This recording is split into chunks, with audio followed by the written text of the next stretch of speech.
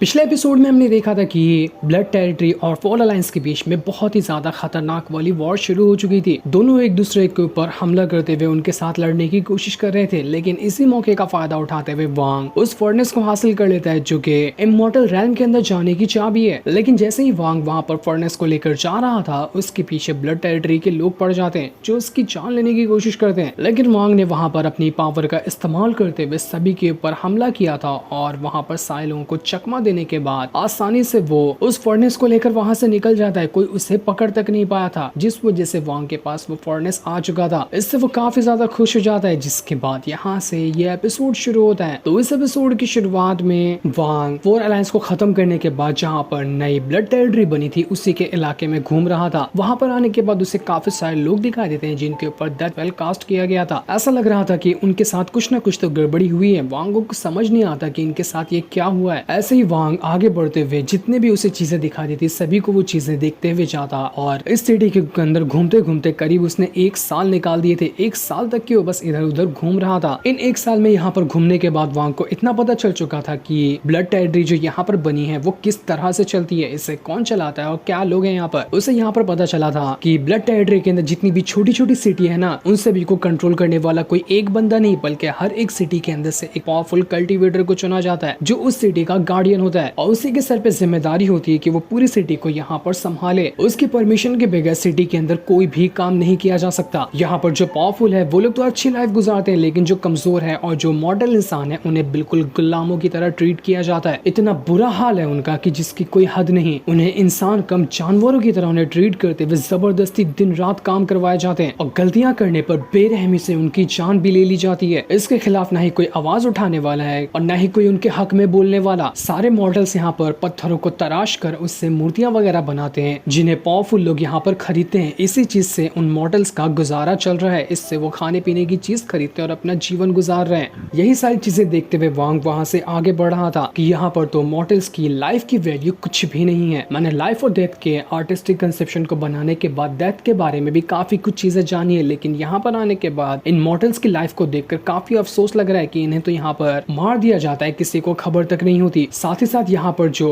पत्थरों को तराश कर मूर्तियां वगैरह बनाई जाती है वो बहुत ही ज्यादा पावरफुल और कमाल की होती है। उनके अंदर बहुत ही अच्छी तरह से स्पिरिचुअल पावर को रखा जाता है। मॉडल इंसान जो पत्थरों को तराश कर मूर्तियां बनाते हैं वो तो नॉर्मल रहती है, लेकिन तराशने के बाद जो पावरफुल लोग हैं वही पावरफुल बंदा जो इस अपने सिटी को कंट्रोल करता है वो उसके बाद अपनी पावर को उन तराशी हुई मूर्तियों के अंदर डालता है। इस वजह से मूर्ति के अंदर काफी ज्यादा पावर आ जाती है। इन कल्टीवेटर का जो सीक्रेट मेथड है जिसकी मदद से वो मूर्तियों तक में जान डाल देते हैं वो बड़ा ही कमाल का है। इस तरह का मेथड मैंने पहले नहीं देखा था। ये तो बिल्कुल ऐसा हो गया कि किसी बेजान चीज के अंदर अपने स्पेल की मदद से जान डाल दी गई हो। वांग कह रहा होता है मैंने अपनी लाइफ के अंदर काफी सारी स्किल सीखी है, कल्टीवेशन में भी थोड़ी बहुत चीजें तो हासिल की है, लेकिन तब भी मैं पता कर ही नहीं पा रहा कि आखिर ये लोग किस तरह के मेथड का इस्तेमाल करते हैं इन तराशी हुई मूर्तियों के अंदर पावर डालने में। ऐसा लगता है कि मेथड बिल्कुल आउट ऑफ द वर्ल्ड है, एकदम अनोखा मेथड है ये जो कि सिर्फ यहीं के लोग इस्तेमाल करते हैं। लेकिन वांग ने यहाँ पर मन तो बना लिया था कि अगर काश मैं यहाँ पर इन मेथड को सीख जाऊँ ना तो मैं किसी भी तराशी हुई चीज को स्पिरिचुअल पावर की मदद से उसमें जान डाल सकता हूँ। मुझे लकड़ियों को तराश कर मूर्तियां बनाना तो बिल्कुल परफेक्ट तरह से आता है और अगर उसके बाद मैं ये मेथड भी सीख गया तो वो मूर्तियां कितनी कमाल की हो जाएगी इसके बारे में तो मैं खुद भी अंदाजा नहीं लगा सकता। इसलिए मेरा तो बहुत मन कर रहा है इस टेक्निक को सीखने का। दूसरी तरफ हम कुछ बंदों को देखते हैं जो सभी आपस में बातें कर रहे थे कि हमारी ब्लड टेरिटरी का जब से डिफेंस वाला फॉर्मेशन थोड़ा सा कमजोर हुआ है ना, तो फोर अलायंस के लोग जो पहले बचकर भाग निकले थे उन लोगों को बहुत ही ज्यादा चुल मच रही है। मैं महसूस कर पा रहा हूँ कि वो लोग कुछ ना कुछ प्लान बना रहे हैं। इसी वजह से हमारे पास जो सिग्नल वाला जेट है वो काफी ज्यादा चमक रहा है। इसका मतलब साफ है कि वो लोग कभी ना कभी आकर हमारे ऊपर हमला कर सकते हैं। दूसरा बंदा वहां पर कह रहा था कि देखो यहाँ पर ना हमारे जो सिटी के सबसे ज्यादा पावरफुल कल्टीवेटर हैं वो तो अभी यहाँ पर मौजूद नहीं है, लेकिन तब भी तुम्हें टेंशन लेने की जरूरत नहीं है। कुछ कुत्ते भौंकते हैं तो उन्हें भौंकने दो, वो हमारा कुछ नहीं बिगाड़ सकते। वैसे भी उनका फोर अलायंस तो कब का खत्म ही हो चुका है, तो अब गिनती के 2-4 लोग हमारा क्या ही उखाड़ सकते हैं। साथ ही वो सभी आपस में बातें भी कर रहे थे कि काफी टाइम हो गया, कितने साल गुजर, लेकिन अभी तक के सुजाकू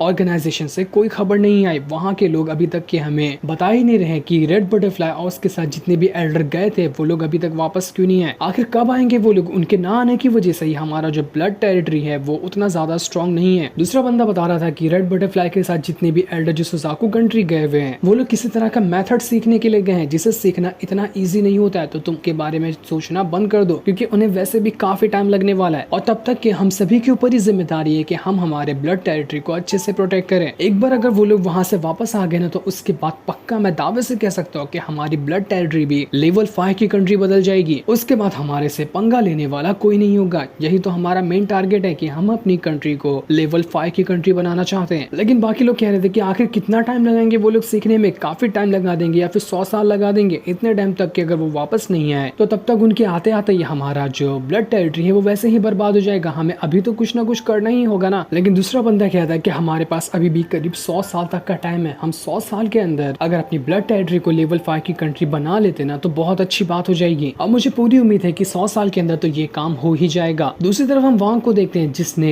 मॉर्टल वाले कपड़े पहन लिए थे, क्योंकि यहाँ पर ठंड बहुत ज्यादा रहती तो उसने जानवरों के बनाए हुए कपड़े पहन लिए थे, साथ ही साथ उसे कोई पहचान ना ले, इसलिए उसने अपनी आइडेंटिटी बदल ली थी। और वो मॉर्टल इंसान के साथ ही जो उन्होंने मोतियों को तराश कर बनाया हुआ था उसके साथ लेकर चलना शुरू हो जाता है। सारे के सारे लोग जो यहाँ पर आए हुए थे वो इस सिटी का जो पावरफुल बंदा था उसके पास तराशी हुई मूर्ति को लेकर जा रहे थे। वांग ने जैसे उसका महल देखा था, महल देखकर वो कहता है कि ये बंदा मुझे ना उतना ज्यादा स्ट्रॉन्ग नहीं लग रहा, क्योंकि यहाँ पर मैंने जितने भी इस सिटी के पावरफुल लोगों को देखा है उनका टावर बड़ा रहता है, इसका टावर उतना ज्यादा बड़ा नहीं है। जितना बड़ा टावर होगा वो ये दिखाता है कि वो बंदा कितना ज्यादा स्ट्रॉन्ग है। और इस बंदे का टावर सिर्फ 11 ही माले का है, मतलब किसकी कल्टीवेशन लेवल उतनी ज्यादा हाई नहीं होने वाली। जिसके बाद वांग अपने दिमाग में एक बहुत ही बढ़िया वाला खुराफाती आइडिया निकालता है और उसके बाद वो सीधा उसी टावर के अंदर घुस गया था जहाँ पर इस सिटी का सबसे ज्यादा पावरफुल बंदा रहता है। अंदर वो बंदा जब कल्टीवेशन कर रहा था तो वह हैरान रह जाता है वांग को देखकर कि तू कौन है और यहाँ पर क्या करने के लिए आया है। वांग कहता है मैं यहाँ पर तेरी आइडेंटिटी छीनने के लिए आया हूँ, ला फटाफट से अपनी आइडेंटिटी मुझे दे दे। वो बंदा वहाँ पर वांग से कहता है कि तू जानता भी है कि मैं कौन हूँ, हट जा यहाँ से, तू ये करके ना बहुत बड़ा अपराध कर रहा है, इसकी सजा तुझे मिलकर रहेगी। एक सिटी लॉर्ड को मारने का जो अपराध है वो बहुत ज्यादा बड़ा होता है, लेकिन वांग यहाँ पर उसकी कोई भी भाषण को सुनने के लिए नहीं आया हुआ था। वांग को पता था कि वो क्या करने के लिए आया है और वो अपना काम तो ऐसे करके जाएगा नहीं, वो खाली हाथ तो जा ही नहीं सकता, इसलिए वो सिटी लॉर्ड की यहाँ पर जान ले लेता है। और उसे मारने के बाद वो उसकी आइडेंटिटी लेकर वो 11 माली की जो बिल्डिंग थी उसके अंदर से बाहर निकल कर आता है। असल में तो ये वांग था, लेकिन कोई उसे पहचान नहीं सकता कि ये वांग ही है या फिर असली में जो सिटी लॉर्ड पहले यहाँ रहता था वो है। वांग जैसे ही बिल्डिंग के बाहर निकल कर आया था उसे वहाँ पर 2 डिसाइपल दिखाई देते हैं जो उस बंदे को जिसकी आइडेंटिटी वांग ने ली है उसे अपना मास्टर कह के बुला रहे थे, यानी कि जो सिटी लॉर्ड था उसके ये दोनों डिसाइपल हैं। वांग उन दोनों को पहचानने के लिए सबसे पहले जो सिटी लॉर्ड की उसने आइडेंटिटी ली थी उसके दिमाग के अंदर जाता है और पहचानने की कोशिश करता है कि ये दोनों उसके क्या लगते हैं। उसे पता चलता है कि ये दोनों उसके डिसाइपल तो हैं, साथ ही साथ वो जो लड़की है उसका और सिटी लॉर्ड का चक्कर चल रहा था। वांग कहता है ये तो बड़ा ही खतरनाक किस्म का आदमी था, मैंने किसकी आइडेंटिटी ले ली, अब ये लड़की मेरे ऊपर ना चढ़ जाए, ऐसा हुआ तो मैं बिला वजह ही फंस जाऊंगा। इसलिए वांग अभी यहाँ पर कुछ नहीं कहता और सीधा सीधा वहाँ से जाने लगता है। दूसरा डिसाइपल जो था वो वांग से कह रहा था कि मास्टर हमारे पास ना बर्फ से तराशी हुई मूर्तियां आ चुकी हैं जो कि 2 हैं, तो जब उनके अंदर पावर डालनी होगी तो बता देना, हम उस तरह से उसका प्रोसेस शुरू करवा देंगे। जिस पर वांग कहता है ठीक है, सारी चीजों का बंदोबस्त करो, मैं भी देखना चाहता हूँ कि किस तरह की मूर्तियां अभी बनकर यहाँ पर आई हैं। इसलिए वो जो डिसाइपल था वो वहाँ पर उसी मूर्ति को बाहर निकाल लेता है, जो कि बहुत ही अजीब सी मूर्ति लग रही थी। ऐसा लग रहा था कि आधा वो बर्ड है, आधा उसका चेहरा इंसान वाला है और आधा जानवर है, बहुत ही घिनौना दिख रहा था वो। इसके बाद जो डिसाइपल होता है वो वहाँ पर अपनी पावर का इस्तेमाल करता है और वो उसी मेथड का इस्तेमाल करते हुए यहाँ पर ऐसा लग रहा था कि उस मूर्ति के अंदर जान डालने की कोशिश कर रहा है, जिस मेथड को वांग यहाँ पर सीखना चाहता है। उस बंदे ने जैसे ही अपनी पावर को एक्टिवेट किया था मूर्ति के अंदर उसकी पावर जाने लगती है। ऐसा लग रहा था कि मूर्ति के अंदर से भयंकर ऑरा बाहर निकल रहा है। वो बंदा यहाँ पर अपनी पूरी जान लगा देता है, फिर भी यहाँ पर जो टेक्निक का वो इस्तेमाल कर रहा था वो उसके ऊपर बैकफायर कर जाती है। वांग ने सिटी लॉर्ड की आइडेंटिटी ली थी जिसके दिमाग में वो मेथड अभी भी मौजूद था जिसकी मदद से मूर्तियों को पावर दी जाती है। वांग कहता है इसके अंदर ना टोटल 9 स्टेप आते हैं, 9 स्टेप के बाद ही मूर्तियों को पावर मिलती है। सबसे पहला स्टेप तो यही होता है कि मूर्तियों को अपना पपेट बनाना है। सेकंड मेथड होता है ब्लड डोमेन पावर का इस्तेमाल करते हुए इसके अंदर जान डालना। वांग यहाँ पर ये सारी चीजें सोच ही रहा था कि क्या उसे यहाँ पर उस मेथड का इस्तेमाल करते हुए इस मूर्ति को जान डालनी चाहिए कि तभी वो जो लड़की डिसेबल होती है वो मास्टर से कहती है कि मास्टर आपने कितने दिनों से मैं आपसे कुछ सवाल पूछ रही हूँ, आप उसका जवाब नहीं दे रहे, आप मुझसे नाराज है क्या? मैंने अपना ब्रेक थ्रू भी किया है, उसके बारे में भी आपको बताने की कोशिश की, लेकिन आप तो मेरा जवाब ही नहीं दे रहे थे और देखो अभी भी मुझसे मुंह फेर रहे हैं। तो क्या आपका मुंह ठीक हो गया तो मैं रात को आकर आपसे जवाब मांग सकती हूँ? वांग कहता है रात को कहीं जाने की जरूरत नहीं, जो सवाल पूछना है ना वापस से यहीं से पूछ लो। वांग को पता था कि ये जो लड़की है वो क्या चीज के बारे में पूछेगी। वो लड़की ये सुनकर हैरान रहती है और मास्टर से कहती है अरे मास्टर यहीं पे पूछ लो क्या, यहाँ पर पूछना सही रहेगा? लेकिन फिर भी वो लड़की कहती है कि अगर ठीक है मास्टर यही चाहते हो तो मैं यहीं पे पूछ लेती हूँ। इसके बाद वो वांग के पास आती है और उसे छूते हुए उसे किस करने की कोशिश कर रही थी। वांग को इतना गुस्सा आता है कि वो उस लड़की को उठाकर वहां से दूर फेंक देता है। ये सुनकर वो लड़की भी हैरान रह जाती कि मास्टर मुझसे थोड़ी गलती हो गई, मुझे नहीं पता था कि आपका भी मूड ठीक नहीं है, ये गलती दोबारा नहीं होगी, जब तक आप नहीं कहेंगे तब तक मैं कुछ नहीं करने वाली। वांग सोच रहा होगा अंदर ही अंदर की यार किस मुसीबत में फंस गया, ऐसे इंसान की आइडेंटिटी तो लेनी ही नहीं चाहिए थी जिसका चक्कर खुद ही की डिसाइपल के साथ चल रहा है। वो तो अच्छा हुआ मैंने इसे रोक लिया, वरना ये आज यहाँ पर क्या क्या कर दी थी। चोसिंग दिखाते ही ये एपिसोड यहीं पर एंड हो जाता है। Thanks for